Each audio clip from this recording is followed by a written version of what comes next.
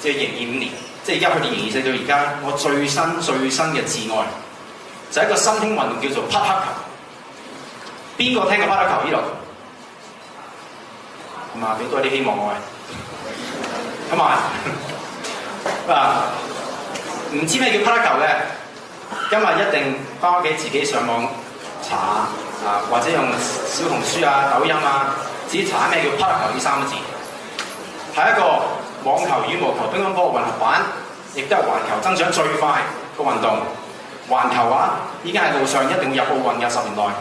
咁我講環球咧，外國北美洲啊、南美洲啊、歐洲啊、澳洲啊已經係好成熟㗎啦。如果嚟到亞洲，有咩國家玩緊？日本、印度、印尼、馬來西亞、泰國、越南、新加坡、台灣，尤其是而家香港零舍火。香港你喺街上你問任何人，冇人會唔知咩係匹克球。我依年唔單止日打夜打，深愛上呢個新興運動。我亦都對呢個運動咧作少嘅投資。咩投資咧？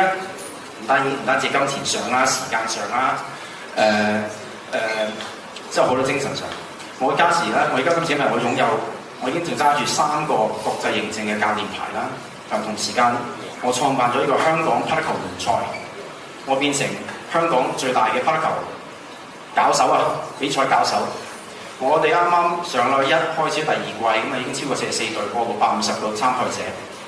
反而我呢度發現，然之後我仲要趕上北京，同國內最大嘅搞手阿匹聯同佢簽個戰略性合約添。咁我講咁多嘢，其實咧，我依年咧發展緊呢個新興運動咧嘅過程中，我做過少少轉變，亦都取啲新嘅諗頭、新嘅靈感，同埋啲新嘅啟示。我講咁大嘅圈咧，其實我就想分享俾大家知，我依年取到個啟示。咩啟示？我嘅啟示咧，其實對於我哋而家今次物科技嘅發展，點樣改變緊我哋社會？呢個科技度過改變嗰陣時咧，點解我哋未來一定更加重視體育？有啲遠轉，冇人明，俾多1分鐘我忍耐下。我講咩科技咧？我講緊人工智能科技，全球最影響、最改變我哋社會嘅科技就係 artificial intelligence 英文呢度，簡稱 AI。大家知國家大取向，一定要發展呢個人工智能科技，亦都要全球領先嘅。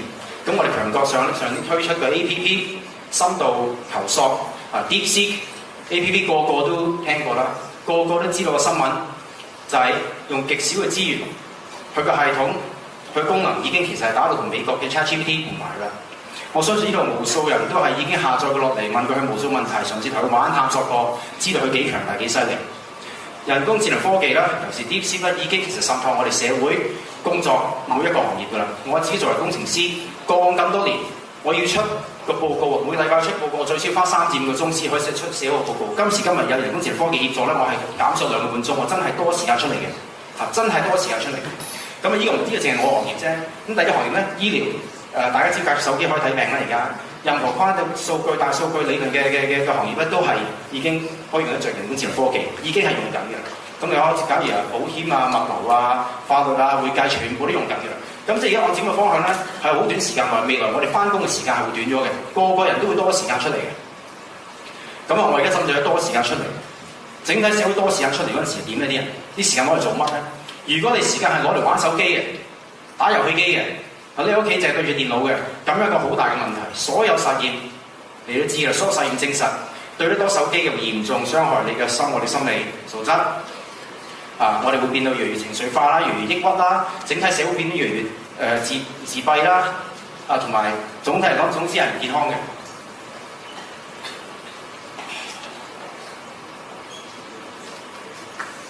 飲杯水。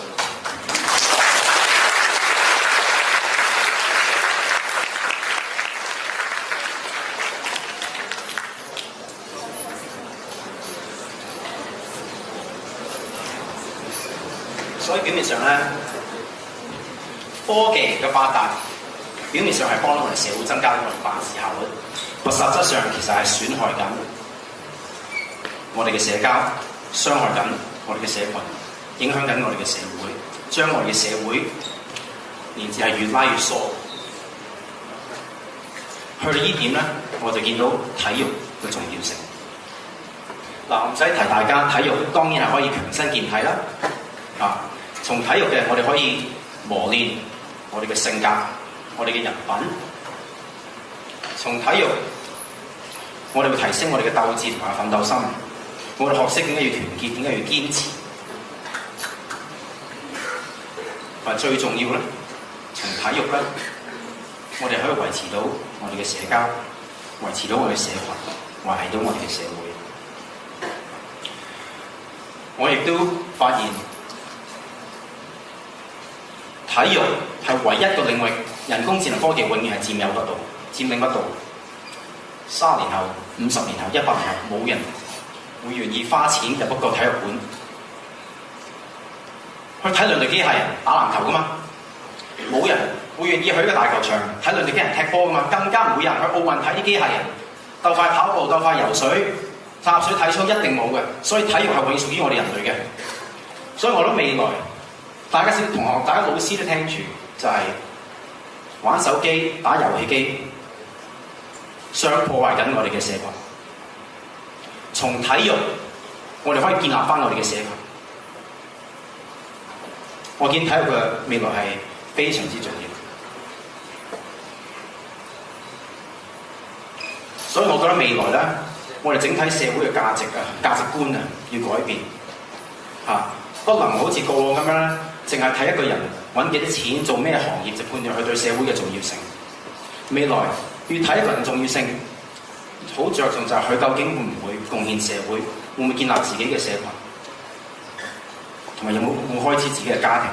因為個家庭個重要性，家庭就係我哋社會嘅基礎嚟，一定要有自己家庭先至可以算係社會之一。咁多位同學同老師，我都講到自己有啲厭啦。講到自己把聲好攰，點怪？我真心希望，亦都鼓勵你每一個可以從體育嘅領域體育嘅領域揾到自己嘅人生樂趣啦，亦都取到啲新嘅做人嘅意義啦。最重要從體育可以建立到自己嘅社群，提升自己社交，同埋回向翻俾自己社會。呢個就係我依年從體育嘅發展取翻嚟嘅啟示。我最尾講一樣嘢啦，個個都有啲同學已經瞓咗覺啦，點樣？咁咧喺呢個禮堂度，所有同學無論你係邵賢偉獎學金受惠者，還是好似我咁樣，只不過一個超級喜愛運動嘅普通同學，我希望你每一個都好似我爹哋咁樣，攞我爹哋作為一個好榜樣。未來呢個世界發展到呢個世界咩地位、咩角都好，都好似我爹哋咁樣，記得起肇慶，記得起我哋家鄉，翻嚟鼎湖，甚至翻嚟鼎中，為我哋未來嘅同學付出一分嘅力，幫我哋鼎湖增光。因為你每一個都係我哋鼎湖嘅未來。多謝咁多位，我係邵志文，下年我再翻嚟幫你頒獎，鼎中加油！